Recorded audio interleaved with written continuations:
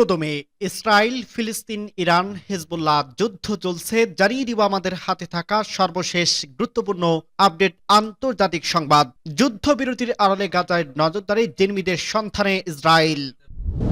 জানিয়ে দিব যুদ্ধবিরতির পর সবচেয়ে বড় সংঘাতে ইসরায়েল ও হিজবুল্লাহ।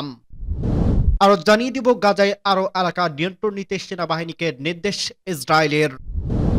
এবং আরো জানিয়ে দিব গৃহযুদ্ধের দিকে যাচ্ছে ইসরায়েল, যা বললেন নেতানিয়াহু। সর্বশেষ জানিয়ে দিব গাজা যুদ্ধ বন্ধে নেতানিয়াহুকে মুক্তিপ্রাপ্ত জিম্মিদের চিঠি। শুনছিলেন সংবাদ শিরোনাম, এরপর বিস্তারিত। তার আগে অনুরোধ থাকবে, ভিডিওটি যদি ভালো লেগে থাকে ভিডিওটিতে একটি লাইক এবং কমেন্ট করে জানিয়ে দিন ভিডিও সম্পর্কে আপনার মূল্যবান মতামত, এবং আরো কমেন্ট করে জানিয়ে দিন ভিডিওটি আপনি কোথা থেকে দেখছেন এবং শুনছেন। যুদ্ধবিরতির আড়ালে গাজায় নজরদারি, জিম্মিদের সন্ধানে ইসরায়েল। দীর্ঘ 15 মাসের সংঘাতের পর চলতি বছরে 19 জানুয়ারি ইসরায়েল ও ফিলিস্তিনি স্বাধীনতার গোষ্ঠী হামাস যুদ্ধবিরতিতে সম্মত হয়েছে। এই যুদ্ধবিরতিতে 3টি ধাপে বাস্তবায়নের কথা ছিল। প্রথম ধাপে 42 দিনের জন্য সংঘর্ষ বন্ধ রাখা হয়। দ্বিতীয় ধাপে গাজায় সব ধরনের সামরিক কার্যক্রমের সমাপ্তি ঘটানো এবং তৃতীয় ধাপে ইসরায়েলি সেনাদের স্থায়ীভাবে প্রত্যাহার করা হবে বলে চুক্তি হয়। তবে যুদ্ধবিরতির প্রথম ধাপ শেষ হওয়ার আগে ইসরায়েল তাদের সামরিক তৎপরতা বাড়িয়ে তোলে। সর্বশেষ গত সোমবার 18 মার্চ ইসরায়েলি সেনারা যুদ্ধবিরতি চুক্তি ভেঙে গাজার উপর ব্যাপক বোমাবর্ষণ করে, যেখানে এক রাতের মধ্যেই 400 এর বেশি মানুষ নিহত হয়। এই হামলার ফলে প্রায় 2 মাস ধরে চলা যুদ্ধবিরতি পুরোপুরি ভেস্তে যায়। নতুন করে শুরু হওয়া হামলায় এখন পর্যন্ত 600 এর বেশি ফিলিস্তিনি নিহত হয়ে গেছে বলে জানা গেছে। খবর আল জাজিরার। কাতার ভিত্তিক সংবাদ মাধ্যম আল জাজিরার এক প্রতিবেদনে উঠে আসছে, যুদ্ধবিরতির সময়টাকে ইসরায়েল কৌশলগতভাবে ব্যবহার করছে। যুদ্ধবিরতি কার্যকর থাকাকালে গাজায় ব্যাপক নজরদারি চালিয়েছে দখলদার দেশটি। মূলত হামাসের অজান্তা ও আস্তানা তাদের সামরিক স্থাপনা ও জিম্মিদের সম্ভাব্য অবস্থান সম্পর্কে তথ্য সংগ্রহ করা হয়েছে। লন্ডনে কিংস কলেজের নিরাপত্তা শিক্ষা বিষয়ের সহযোগী অধ্যাপক অ্যান্ড্রেস ক্রেইগ বলেন, আমি মনে করি ইসরায়েলে এই যুদ্ধবিরতির সুযোগ নিয়ে হামাসকে আরো দুর্বল করার কৌশল নিয়েছে। তারা হামাসের নেতাদের অবস্থান চিহ্নিত করছে এবং তাদের হত্যার চেষ্টা চালাচ্ছে, যেমনটি আমরা সম্প্রতি কোনো সতর্ক বার্তা প্রদান না করে হামলা করছে ইসরায়েল। তিনি আরো বলে, ইসরায়েলি যুদ্ধবিরতির সময় হামাসের সামরিক শক্তি পর্যালোচনা করছে, বিভিন্ন ঘাঁটির অবস্থান শনাক্ত করছে এবং সম্ভবত তাদের হাতে আটক ইসরায়েলি জিম্মিদের অবস্থান সম্পর্কে তথ্য সংগ্রহ করছে। এখন তারা হামাসের নেতাদের টার্গেট করে হামলা চালাচ্ছে।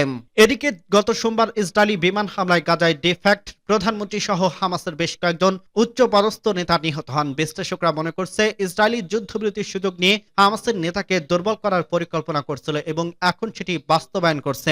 এর আগে যুদ্ধবিরতির সময় ইসরায়েলি সামরিক গোয়েন্দা সংস্থা আবান এবং শিনবেত গাজার ভেতরে একাধিক অভিযান পরিচালনা করছিল। এসব অভিযানের মাধ্যমে তারা হামাসের বিভিন্ন স্থাপনা, ভূগর্ভস্থ টানেল এবং কমান্ড সেন্টারগুলোর অবস্থান সম্পর্কে স্পষ্ট ধারণা পায়।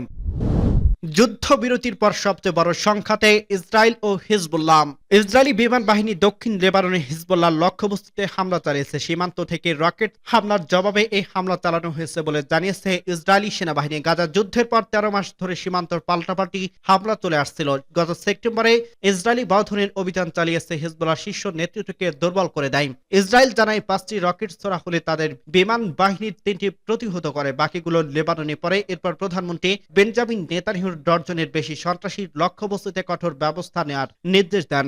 ইসরায়েলি হামলার পর লেবাননের সামরিক বাহিনী জানায় তারা লেটানি নদীর উত্তরে এলাকায় 3টি রকেট লঞ্চার উদ্ধার এবং নিষ্ক্রিয় করছে। তবে এই রকেট হামলার জন্য কে দায়ী তা সে বিষয়ে নিশ্চিত হওয়া যায়নি। হিজবুল্লাহ এখন পর্যন্ত কোনো দায় স্বীকার করেনি। সিএনএন হিজবুল্লাহর সঙ্গে যোগাযোগের চেষ্টা করলে তাদের পক্ষে কোনো প্রতিক্রিয়া জানানো যায়নি। সাম্প্রতিক শান্তিরক্ষী বাহিনী ইউনিফিল জানিয়েছে এই আকস্মিক সংঘর্ষ নতুন করে উত্তেজনা বাড়িয়ে তুলতে পারে, যা সাম্প্রতিক মাসগুলোতে অর্জিত শান্তি ও স্থিতিশীলতার জন্য হুমকি স্বরূপ। তারা উভয় পক্ষকে সংঘর্ষ থেকে বিরত থাকার আহ্বান জানিয়ে বলছে, অতিমাত্রায় উত্তেজনায় পুরো অঞ্চলে ভয়াবহ পরিণতি ডেকে আনতে পারে। ইসরায়েলি প্রতিরক্ষামন্ত্রী ইসরায়েল কাটজ সরাসরি লেবাননি সরকারকে দায়ী করে বলছে, উত্তর ইসরায়েলি জনগণের নিরাপত্তা নিশ্চিত করতে যা কিছু প্রয়োজন তা আমরা করব। তিনি আরো বলেন, গ্যালিলি অঞ্চলের বাসিন্দাদের আমরা নিরাপত্তা প্রতিশ্রুতি দিয়েছি এবং আমরা তা নিশ্চিত করব। লেবাননের প্রেসিডেন্ট দপ্তর এই হামলার নিন্দা জানিয়ে বলছে, দেশকে আবারও সহিংসতার চক্রে টেনে আনার চেষ্টা করা হচ্ছে। প্রেসিডেন্ট জোসেফ আউন সেনাবাহিনীকে নাগরিকদের সুরক্ষা নিশ্চিত করতে এবং হামলা তদন্ত চালিয়ে যেতে নির্দেশ দিয়েছেন। এদিকে ইসরায়েল এখনো লেবাননের দক্ষিণাঞ্চলে 5টি গুরুত্বপূর্ণ অবস্থানে সেনা মোতায়েন রেখেছে। গত বছরের নভেম্বরে হওয়া যুদ্ধবিরতি চুক্তি অনুযায়ী তাদের প্রত্যাহার করে নেওয়ার কথা ছিল। এই উত্তেজনা এমন এক সময় সৃষ্টি হয়েছে যখন ইসরায়েল গাজায় নতুন করে সামরিক অভিযান শুরু করছে। জানুয়ারির প্রথমবারের মতো এ বড় হামলা চালানো হলো, যা সাম্প্রতিক শান্তি প্রতিষ্ঠার ব্যাহত করতে পারে বলে আশঙ্কা করা হচ্ছে। গাজায় আরো এলাকার নিয়ন্ত্রণ নিতে সেনাবাহিনীকে নির্দেশ ইসরায়েলের। ফিলিস্তিনি অবরুদ্ধ গাজায় ফের স্থল অভিযান শুরু করছে ইসরায়েল। ইসরায়েলি প্রতিরক্ষামন্ত্রী ইসরায়েল কাটজ তাদের সেনাবাহিনীকে গাজার অতিরিক্ত কিছু এলাকার নিয়ন্ত্রণ নিতে নির্দেশ দিয়েছে। হামাস যদি তাদের কাছে থাকা বাকি সব জিম্মিকে মুক্তি না দেয়, তাহলে ভূখণ্ডটি অংশবিশেষ চিরতরে দখল করে নেওয়ার হুমকি দিয়েছে তিনি। শুক্রবার প্রতিরক্ষামন্ত্রী ইসরায়েল কাটজ বলছে, জীবিত অথবা মৃত উভয় জিম্মিরা ফিরে না আসা পর্যন্ত সামরিক বাহিনী গাজায় তাদের স্থল অভিযান আরো জোরদারভাবে চালিয়ে যাবে। খবর রয়টার্সের। কাটজ তার বিবৃতিতে বলছে, হামাস যতবার প্রস্তাব প্রত্যাখ্যান করবে ততই তারা আরো ভূখণ্ড ইসরায়েলের কাছে হারাবে। আকাশ, সমুদ্র, স্থলপথ হামলা এবং স্থল অভিযানের আওতা বাড়ানোর মাধ্যমে আমরা তীব্র লড়াইয়ে নামব যতক্ষণ পর্যন্ত না জিম্মিরা মুক্তি পায় এবং হামাস পরাজিত হয়। গাজায় এখনো বন্দী 59 জিম্মির মধ্যে 24 জন জীবিত আছে বলে ধারণা করা হচ্ছে, কিন্তু যুদ্ধবিরতির দ্বিতীয় ধাপ নিয়ে আলোচনা এখন পর্যন্ত কোনো অগ্রগতি না হয় তাদের ভাগ্য সুতায় ঝুলছে। সোয়া 1 বছরের যুদ্ধের পর যুক্তরাষ্ট্র, কাতার ও মিশরের মধ্যস্থতায় চলতি বছরের জানুয়ারিতে একটি যুদ্ধবিরতিতে সম্মত হয় ইসরায়েল ও হামাস। এই যুদ্ধবিরতি 3 ধাপে কার্যকর হওয়ার কথা থাকলেও প্রথম ধাপে পরবর্তী কার্যক্রম নিয়ে দুই পক্ষের মধ্যে মতের মিল হয়নি। গৃহযুদ্ধের দিকে এগিয়ে যাচ্ছে ইসরায়েল, যা বললেন নেতানিয়াহু। ইসরায়েলি সম্মতির আইনবিদ সুপ্রিম কোর্টের সাবেক প্রেসিডেন্ট আহরুন বারাক বলছে, ইসরায়েল গৃহযুদ্ধের দিকে এগিয়ে যাচ্ছে। অভ্যন্তরীণ গোয়েন্দা সংস্থা সিনবেতের প্রধান রোনেন বারক এবং অ্যান্টনি জেনারেল বরখাস্ত করার সরকারকে সাম্প্রতিক প্রচেষ্টার কারণে দেশটি সেই দিকে এগিয়ে যাচ্ছে বলে আশঙ্কা প্রকাশ করছেন তিনি। তবে তার এই মন্তব্য করার কয়েক ঘন্টা পরেই প্রধানমন্ত্রী বেঞ্জামিন নেতানিয়াহু টুইট করে বলছে, কোনো গৃহযুদ্ধ হবে না। তিনি বলেন, ইসরায়েলের রাষ্ট্র আইনি দেশ এবং আইনের অনুসারে ইসরায়েলি সরকারের সিদ্ধান্ত নেয় যে সিনবেতের প্রধান কে হবেন। এরপর নেতানিয়াহু টুইট করে যোগ করছেন, সাব্বাত সালাম। ইসরায়েলের বিশিষ্ট এই আইনবিদ আহরুন বারাক সতর্ক করে বলেন, দেশ গৃহযুদ্ধের দিকে এগিয়ে যাচ্ছে। গত বৃহস্পতিবার একাধিক সাক্ষাৎকারে বারাক প্রধানমন্ত্রী বেঞ্জামিন নেতানিয়াহুর ক্ষমতা কেন্দ্রীকরণের সমালোচনা করছে। তিনি বলেন, নেতানিয়াহু দেশকে এমনভাবে বিভক্ত করছে এবং যে দেশ গৃহযুদ্ধের দিকে এগিয়ে যাচ্ছে। ওয়াইনেটের সঙ্গে এক সাক্ষাৎকারে বারাক বলছে, ইসরায়েলি সমাজকে প্রধান সমস্যা হলো ইসরায়েলিদের মধ্যে তীব্র ফাটল। তিনি আরো বলেন, এই ফাটল আরো খারাপ হতে যাচ্ছে এবং শেষ পর্যন্ত আমি আশঙ্কা করছি দেশ একটি ট্রেনের মতো হবে। ট্রেনটি তারা লাইন থেকে সিটকে একটি খাদে পড়ে যাবে, যার ফলে শুরু হবে গৃহযুদ্ধ। বারাক 1995 থেকে 2000 সাল পর্যন্ত সুপ্রিম কোর্টের প্রধান বিচারপতি হিসেবে দায়িত্ব পালন করছিলেন। সিনবেটের প্রধান রোনেন বারকে বরখাস্ত করার নেতানিয়াহুর সিদ্ধান্তের বিরুদ্ধে ব্যাপক ক্ষোভ এবং বিক্ষোভের মধ্যে বারাকের এই মন্তব্য করছেন। নেতানিয়াহুর দাবি, তিনি বারের ক্ষমতার উপর আস্থা হারিয়ে ফেলছেন এবং তাকে বরখাস্ত করা হচ্ছে। অন্যদিকে সমালোচকরা বলছে, ক্ষমতা কেন্দ্রীভূত করার এবং তার সহযোগীদের দুর্নীতির অভিযোগের তদন্ত বন্ধ করার ইচ্ছা থেকে নেতানিয়াহু এই বরখাস্ত কার্যকর করতে চাচ্ছেন। গাজার যুদ্ধ বন্ধে নেতানিয়াহুকে মুক্তিপ্রাপ্ত জিম্মিদের চিঠি।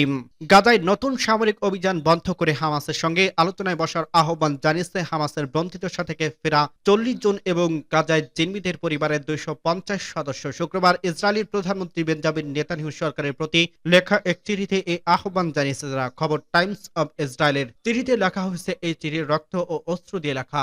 এটি আমাদের যেসব বন্ধু বান্ধব এবং পরিবারের সদস্যরা লিখেছে তাদের প্রিয়জনদের বন্দিদশা হত্যা করা হয়েছে এবং যারা চিকিৎসা করছে, যুদ্ধ বন্ধ করুন, আলোচনার টেবিলে ফিরে আসুন এবং একটি চুক্তি সম্পূর্ণ করুন যা যুদ্ধ শেষ করার মূলে সমস্ত জিম্মিদের ফিরে দেবে। সামরিক চাপ তাদের বিপদে ফেলছে, সমস্ত জিম্মিদের ফিরিয়ে আনার চেয়ে জরুরি আর কিছু নেই।